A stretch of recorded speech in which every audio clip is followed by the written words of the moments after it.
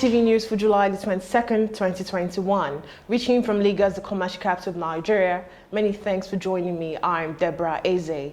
The Committee of Public Accounts has obliged the House of Representatives to issue warrants of arrest on Governor of the Central Bank of Nigeria, Godwin Emefiele, Group Managing Director of the Nigerian National Petroleum Corporation, Kyari, sole Administrator of the Niger Delta Development Commission, Effion Akwa, Chairman of the Revenue Mobilization Allocation and Fiscal Commission, Elias Mbam, and 50 others.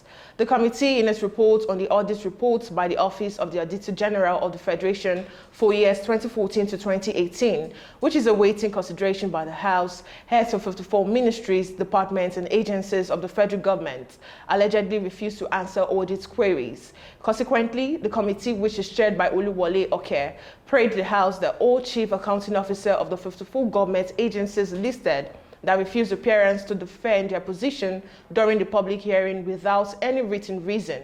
Prominent among them are CBN, NNPC, NDDC, RM, AFC, should be issued a warrant of arrest to compel the appearance to respond to the matter within a week. And away from that story, the Republic of Benin has resisted Nigeria's attempt to hastily extradite the Yoruba Nation activist Sunday Adeyemo, also known as Sunday Igboho, to the headquarters of the Department of State Services in Abuja.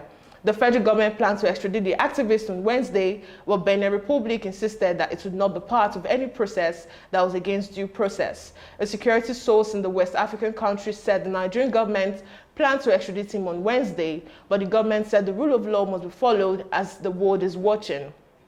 One of the lawyers of Igboho, Pelumi Olajengbesi, said Benin Republic has shown itself to be a country that respects the rule of law and due process.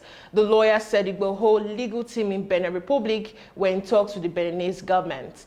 And on the African scene, Mali has opened investigations into attempted knife attack on interim leader Assimi Goita inside a mosque during Eid al-Adha festives. Colonel Goita has said it was doing very well and downplayed the significance of the assault. Police made arrests at the Grand Mosque where the leader was attending the Muslim ceremony when animals are slaughtered to celebrate Prophet Ibrahim's sacrifice. Colonel Goita has led 2 coups in less than a year. The first one being in August 2020, which ousted President Ibrahim Keita. The second coup was in May 2021 when the interim leader Ba Ndwa was ousted.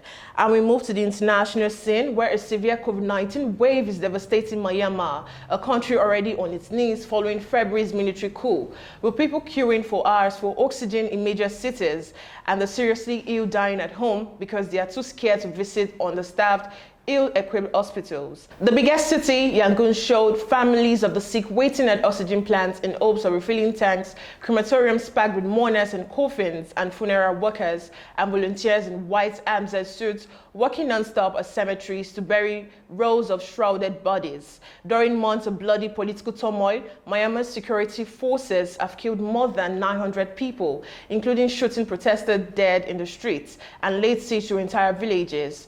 Thousands have been detained in the ongoing crackdown, with widespread reports of torture. And in more stories, a court in Hong Kong has sentenced 7 men to jail after they were convicted of violently attacking pro-democracy protesters and commuters at the train station in 2019. The men got between 3.5 and 7 years of jail time. The attack in Yuen, which was captured by victims and bystanders on mobile phone, left the city in shock. Police were accused of arriving late to the scene and doing little to stop the violence. They were also accused of colluding with the attackers, some of whom had triad connections.